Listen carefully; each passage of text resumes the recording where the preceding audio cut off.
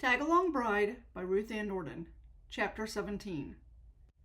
Bernadette's stomach rumbled, but she refused to ask Big Mike or Squiggy for something to eat.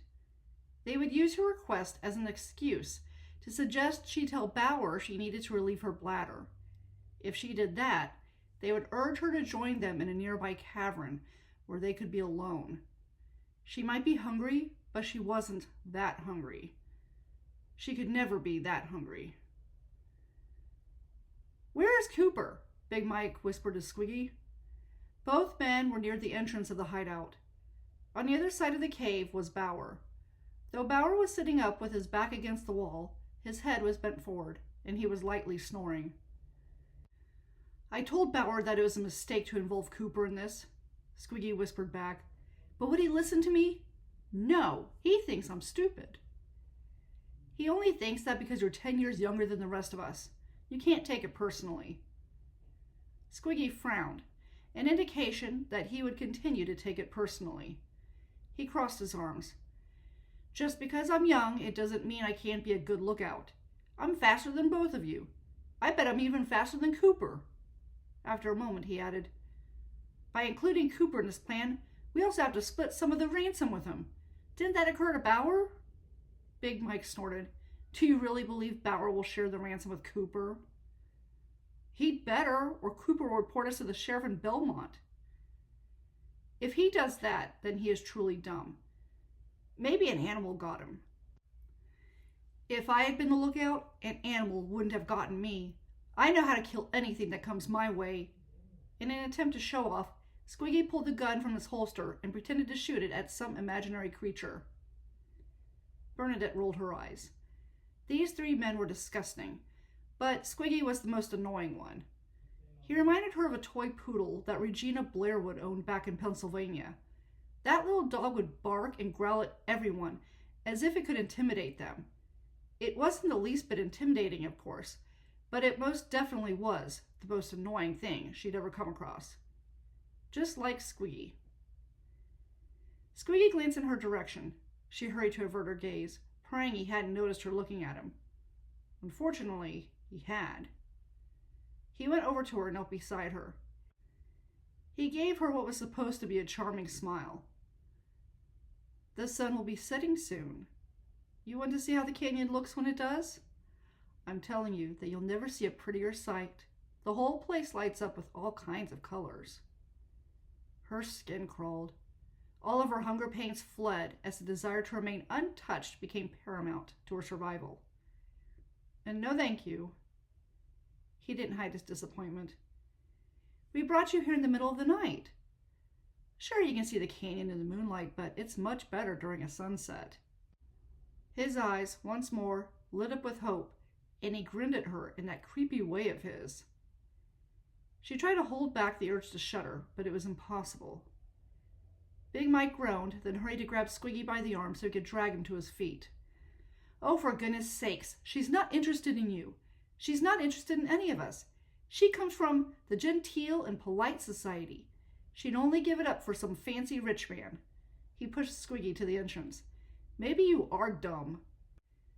Squiggy pushed Big Mike back. "There's nothing a rich, fancy man's got that I don't." Big Mike laughed. "He's got money, and when it comes to money, that's all a lady like her cares about." Bauer broke out of his sleep and straightened up. "What's going on? Is Cooper here?" At once, Big Mike and Squiggy peered out of the opening of the hideout. Big Mike shook his head. "No, there's still no sign of him." Squiggy tapped Big Mike on the arm. "No, there's no sign of him, but there is someone else over there." He gestured to a section higher up along the canyon wall.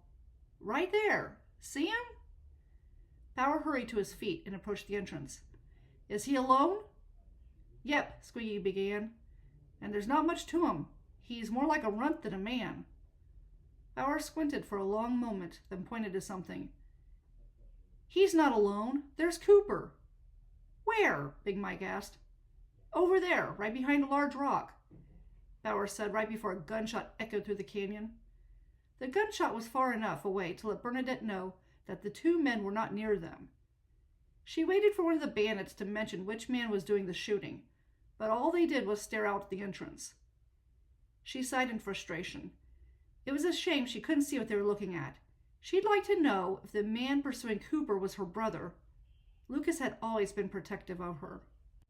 He had sent her to Arizona to get married. She hadn't asked, but she suspected he did that because he was having trouble with the family business. If he couldn't pay her ransom, then he probably would make the trip all the way out here to rescue her. Another gunshot rang through the air, and the men snickered. "We have nothing to worry about with that one," Bauer commented. "He can't even keep a gun steady." "To be fair," Big Mike began, "he lost his balance while shooting." Bauer shook his head. "That is the best the law can send? It's like he just learned to shoot." Bernadette bit her lower lip. It had to be Lucas. Lucas had never used a gun in his life. He wouldn't be able to stand up to these men. "Cooper has nothing to worry about," Bauer said. "He'll make it here, and when he does, we'll deal with the other man then." Bernadette's hunger pains were now replaced with a painful knot in her stomach. She prayed the man chasing after Cooper wasn't Lucas. She hoped Lucas had enough sense to hire a lawman to get her. But could he do that if he didn't have enough money? Bauer looked in her direction. "There had better be good news when Cooper gets here." She tried not to shiver under his hard gaze, but it was impossible not to with eyes that cold. "Can I have her if her brother didn't send the money?" Squiggy asked. Bauer groaned. "How many times do I have to explain the worth of a pretty young virgin to you? Men will offer a good sum of money for her if her virtue is intact." Once again, she was saved by Bauer's greed. While it made him dangerous, it also brought her protection. Neither Big Mike nor Squiggy could touch her as long as Bauer was in charge. And that was no small comfort. The sun was setting by the time Lucas and Gale finally arrived at the canyon. They got off their horses and made their way to the edge of the plateau. Beneath them was an expanse of sandstone, limestone, and shale that formed a hole in the ground so large that Gale couldn't tell where it ended. And not only did the canyon seem to be bottomless, but the walls seemed to go to the east and west forever too. If Gale hadn't seen this place for herself, she never would have believed that it was this large. In what remained of the sunlight, shades of pinks, purples, and blues bounced off the walls of the canyon. She wouldn't have guessed there to be so many shades within these colors, unless she had seen it for herself. "Have you ever seen anything so beautiful?" she asked as her gaze swept the majestic view in front of them. Lucas edged closer to her and slipped his arm around her waist. Pulling her up against him, he whispered, "I'm looking at something far lovelier than any sunset or canyon." It took a moment for his meaning to dawn on her, and when it did, her skin tingled in the most pleasant way. She hadn't doubted his love before. He wouldn't have courted her and then married her if he didn't love her. But the way he was looking at her now told her that he truly desired her above all other ladies. Even the ones who had been more outgoing and pretty in Pennsylvania failed in comparison to her.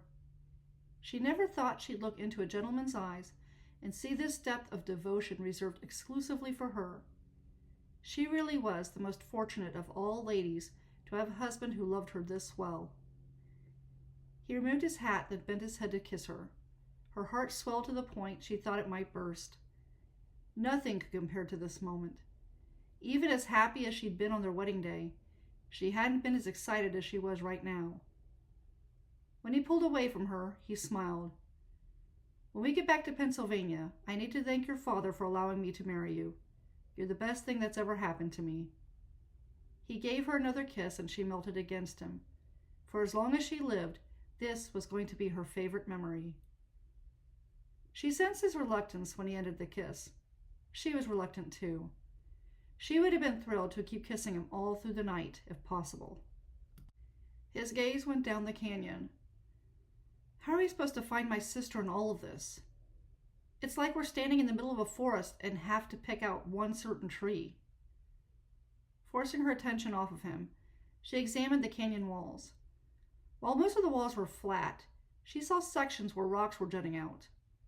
Those would offer the hiding places Zeke had mentioned, and there seemed to be no end to them. Apparently, there were times when Zeke knew what he was talking about.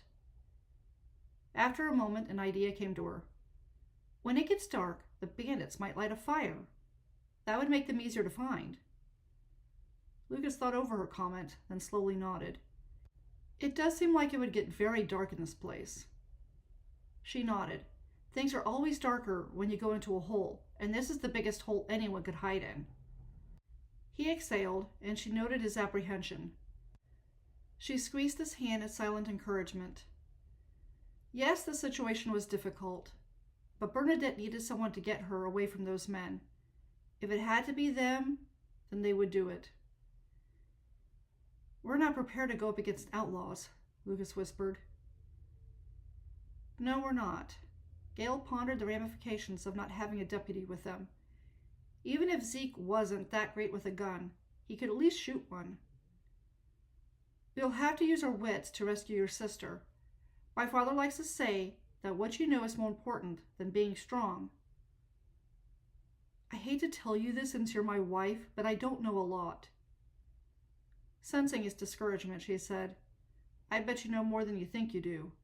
What this situation requires is a strategy. It's no different than a problem that you have with your company. You have to think of different ways to solve the problem, and then pick the one that works the best. Yes, I suppose that is the best method for addressing the situation.